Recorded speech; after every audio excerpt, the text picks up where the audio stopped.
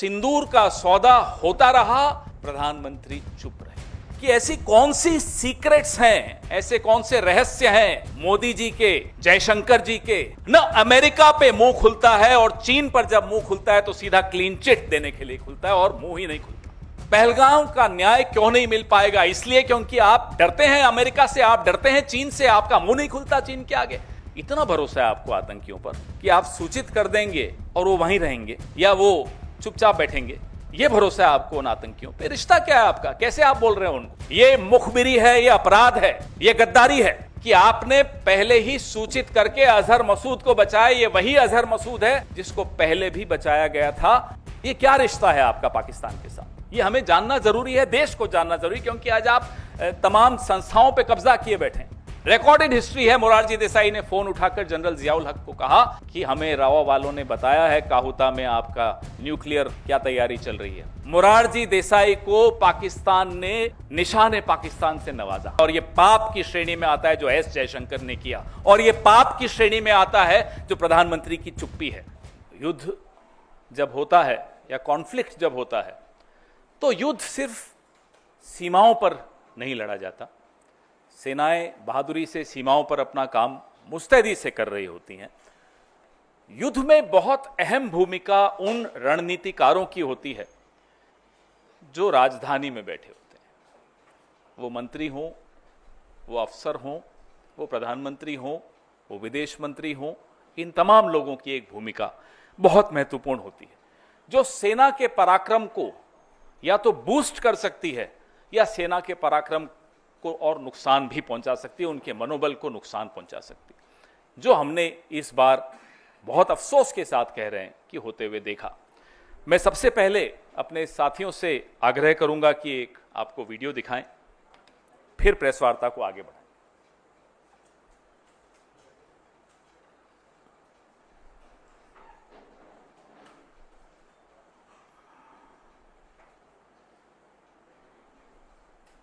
At the start of the operation, we had sent a message to Pakistan saying we are striking at terrorist infrastructure. We are not striking at the military. So the military has an option of standing out and not interfering in this process. They chose not to take that good advice. ये आपने देखा, हमारे नेता राहुल जी ने इस पे कुछ सवाल भी पूछे हैं, परसों पूछे, आज फिर कुछ सवाल पूछे। ये बहुत महत्वपूर्ण इसलिए हो जाता है कि पिछले पूरे एक हफ्ते में अमेरिकी राष्ट्रपति डोनाल्ड ट्रंप अलग अलग देशों में, जमीन पर, हवा में, हवाई जहाज में एक बात दोहराते रहे कि उन्होंने युद्ध रुकवाने में मध्यस्थता की। उन्होंने एक बहुत खौफनाक बात भी बोली कि उन्होंने भारत को व्यापार रोकने की धमकी देकर युद्ध रुकवाया। This is a very dangerous comment coming from the American President Donald Trump, that he threatened India, that he'll stop trade with India if the war doesn't stop. तो सिंदूर का सौदा होता रहा, प्रधानमंत्री चुप रहे। विदेश मंत्री के मुंह से एक शब्द नहीं निकल रहा, एक शब्द नहीं निकल रहा, दोनों के मुंह से नहीं निकल रहा। हमें नहीं मालूम कि ऐसी कौन सी सीक्रेट्स हैं, ऐसे कौन से रहस्य हैं मोदी जी के, जयशंकर जी के, या भाजपा के और नेताओं के, अमेरिका के पास, और मैं तो कहूंगा चीन के पास। न अमेरिका पे मुंह खुलता है, और चीन पर जब मुंह खुलता है तो सीधा क्लीन चिट देने के लिए खुलता है, और मुंह ही नहीं खुलता। कारण क्या है?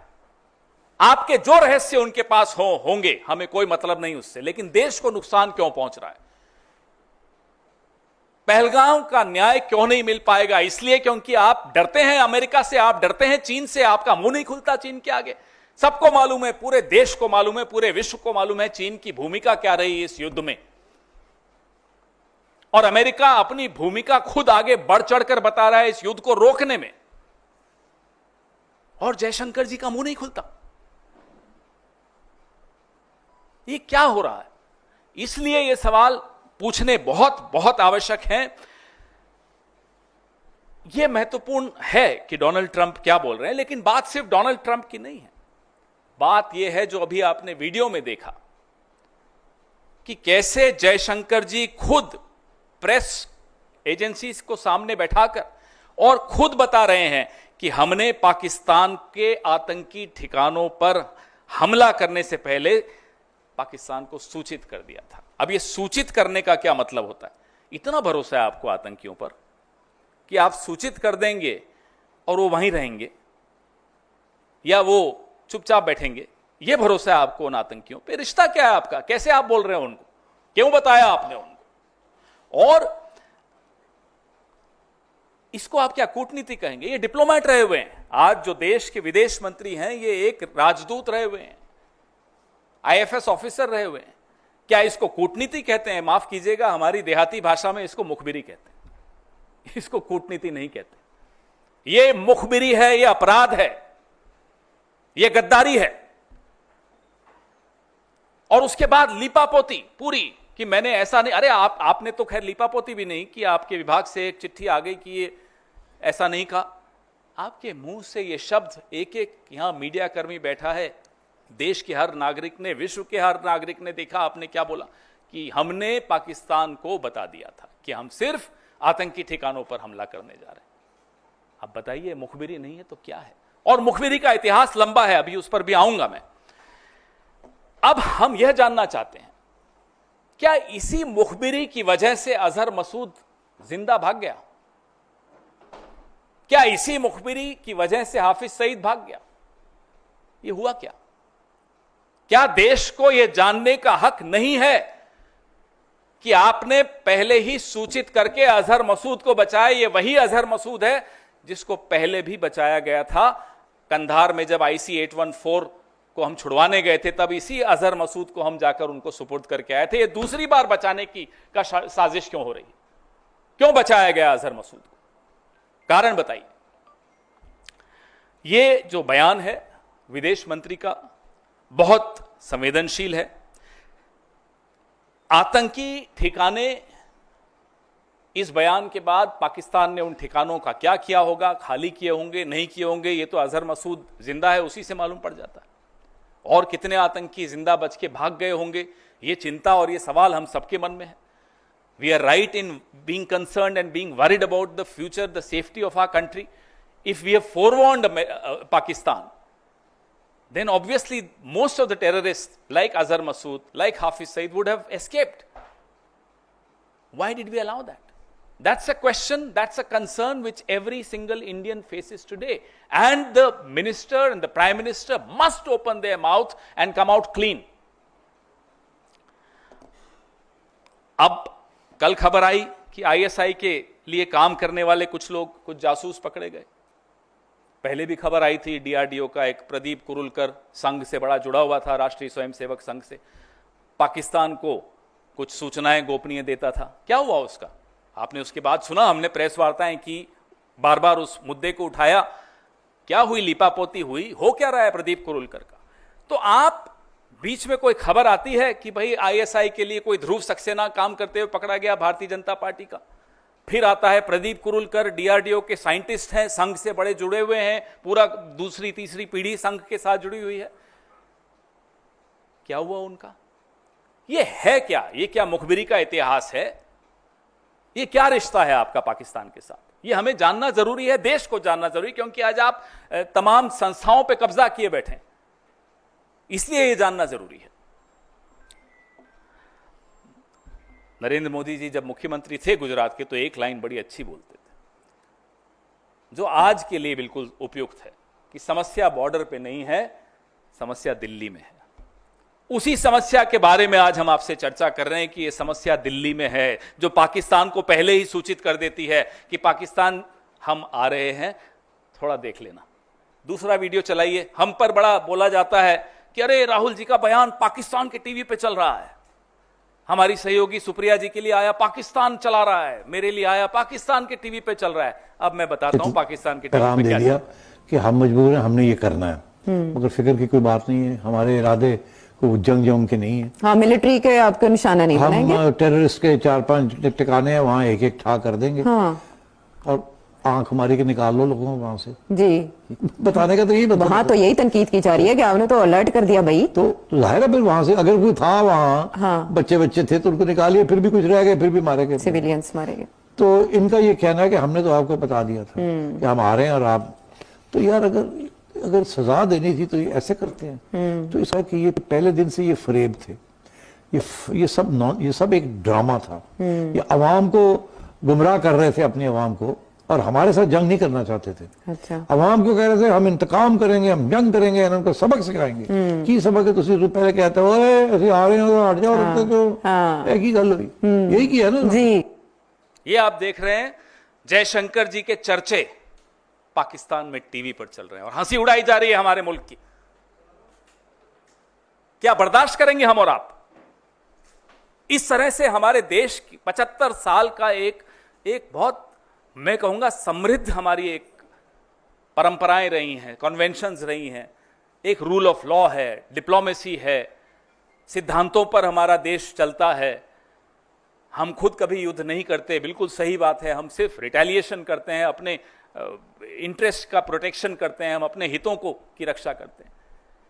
और उसके बाद जयशंकर इस तरह का बयान दें जो पाकिस्तान में और पूरे देश में, पूरे विश्व में हमारी हंसी उड़ रही है। इसलिए राहुल गांधी बार बार कह रहे हैं कि आप जवाब दीजिए इस फोरवार्निंग से। ये जो आपने पहले ही पाकिस्तान को बता दिया, इससे देश को क्या नुकसान हुआ, यह हमारा लिए जानना बहुत जरूरी है। देश के कितने हवाई जहाज गिरे, देश को क्या नुकसान हुआ और कितने आतंकी बच के भाग गए, यह जानना हम सब के लिए बहुत जरूरी है। आप देश हित के मुद्दों पर ओछी राजनीति करते रहे जो पिछले 2-3 दिन से हो रही है, और आप सोचें कि विपक्ष चुप रहेगा। आप सोचें कि विपक्ष इतने जो संवेदनशील सवाल हैं, जो देश की गोपनीयता और सुरक्षा से जुड़े हुए हैं, देश के लॉन्ग टर्म इंटरेस्ट से जुड़े हुए हैं, देश के हितों से जुड़े हुए हैं, उस पर हम सवाल नहीं पूछेंगे तो आने वाली पीढ़ी हमको जवाब मांगेगी हमसे कि आप विपक्ष में थे, आप क्यों नहीं बोले। आपका तो जो करेगी आने वाली पीढ़ी वो आप देख ही लेंगे। हम ये सवाल पूछेंगे, आप हमारा मुंह नहीं बंद कर सकते। और अगर हम नहीं पूछेंगे तो पहलगाम, पुलवामा, इस तरह की घटनाएं होती रहेंगी, क्योंकि आप तो नाकारा निकले। इस तरह के काम करते हैं आप, तो ये कांड है, काम नहीं है। और ये कोई आज की बात नहीं है। मैं थोड़ा इतिहास में जरूर जाऊंगा, बहुत महत्वपूर्ण अध्याय है इतिहास का। मोरारजी देसाई, जनसंघ, जनता पार्टी सब मिलकर एक प्रधानमंत्री बनाया, मोरारजी देसाई। मोरारजी देसाई ने, और ये रिकॉर्डेड हिस्ट्री है, कोई हवाबाजी व्हाट्सएप यूनिवर्सिटी और ये आईटी वाली ट्रोल नहीं है, रिकॉर्डेड हिस्ट्री है। मोरारजी देसाई ने फोन उठाकर जनरल जियाउल हक को कहा कि हमें रावा वालों ने बताया है काहुता में आपका न्यूक्लियर क्या तैयारी चल रही है। पूरे डिटेल रॉ के हमारे जो इंफ्रास्ट्रक्चर था पाकिस्तान में, जो हमारे कैंप्स, वो सारा बता दिया उनको।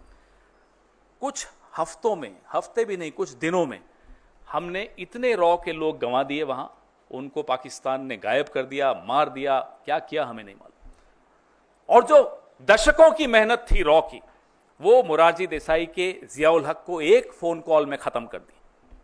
इसीलिए कहता हूं मुखबिरी का इतिहास है। और ये मोरारजी देसाई हैं। जैसा देश में हमारे भारत रत्न होता है ना, पाकिस्तान में निशाने पाकिस्तान होता है। मोरारजी देसाई को पाकिस्तान ने निशाने पाकिस्तान से नवाजा। हम चुप रहते हैं, इसका मतलब नहीं कि हम ये सब पीड़ा हम सब ने झेली नहीं, इस देश ने नहीं झेली। आज भी कीमत अदा कर रहे हैं मोरारजी देसाई के इस अपराध का, पाप का। ये पाप की श्रेणी में आता है जो मोरारजी देसाई ने किया, और ये पाप की श्रेणी में आता है जो एस जयशंकर ने किया, और ये पाप की श्रेणी में आता है जो प्रधानमंत्री की चुप्पी है, जो जयशंकर की चुप्पी है चीन और अमेरिका को लेकर। इससे बड़ा पाप इस देश में किसी सरकार ने, किसी विदेश मंत्री ने, किसी प्रधानमंत्री ने नहीं किया, जो मोरारजी देसाई ने किया, जो नरेंद्र मोदी ने किया और जो एस जयशंकर अभी कर रहे हैं इस देश के साथ।